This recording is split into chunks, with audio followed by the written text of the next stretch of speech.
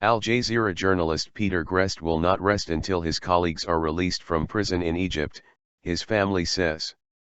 After 400 days behind bars, Mr Greste was freed and deported on Sunday. He landed safely in Cyprus, on his way to his native Australia. Arrested in 2013, he was tried on charges that included spreading false news and aiding the Muslim Brotherhood. Two Al-Jazeera colleagues, Mohamed Fahmy and Mr Mohamed, remain jailed. Mr Fahmy, who holds dual Egyptian and Canadian citizenship, could be freed if he renounces his Egyptian nationality, presidential sources say.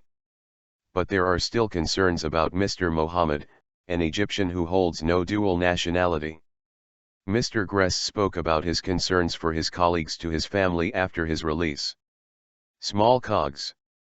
Speaking at a press conference in the Australian city of Brisbane, brother Andrew Greste said, "We want to acknowledge that Peter's two other colleagues are still there." His father Juris Greste said that they felt very deeply for those left behind. Andrew Greste also thanked all those who had supported his brother and worked for his release. "We are small cogs in this massive campaign," he said. Australian Foreign Minister Julie Bishop said Peter Greste had told her in a telephone conversation he was eager to return to his family in Brisbane. "From my discussion with him, he was very keen to be back on a beach and lying in the sun in Australia," Ms. Bishop added. The three journalists had been accused of collaborating with the banned Muslim Brotherhood after the overthrow of President Mohamed Morsi by the military in 2013. All the defendants denied the charges against them and said their trial was a sham. Mr Fahmy and Mr Greste were sentenced to 7 years in prison and Mr Mohamed to 10. Their convictions were overturned on January 1, but the men remained in custody pending a retrial. Overjoyed? Mr Greste's release on Sunday came after a long international campaign. His mother, Lois Greste, said she had been quietly dreaming about his release. "I think he will recover well," she added. Andrew Greste told BBC Breakfast that to know that Peter's out of Egypt and in a safe place is just indescribable.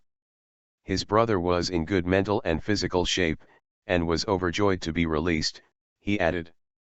The first hints of Mr Greste's release came in November, when President Abdul Fattah al-Sisi said he was considering granting pardons to the two foreign Al Jazeera journalists. He had earlier signed a decree on repatriating foreign prisoners. A recent thaw in relations between Egypt and Qatar, which owns the Al Jazeera network, is also believed to have helped pave the way for Mr Greste's freedom. UK Foreign Secretary Philip Hammond welcomed the decision to release Mr Greste. However, he expressed concerns that Mr Greste's two colleagues remained in jail, adding, "It also appears that charges remain against the other journalists convicted in absentia, including British nationals Dominic Kane and Sue Turton." Mr Hammond said he called on the Egyptian authorities to review their sentences as a matter of urgency.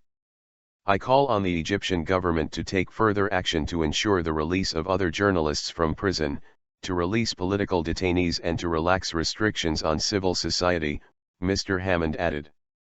According to campaign group Reporters Without Borders, there are currently 165 journalists imprisoned around the world, in countries including China, Iran, Eritrea, Egypt, Uzbekistan, and Russia.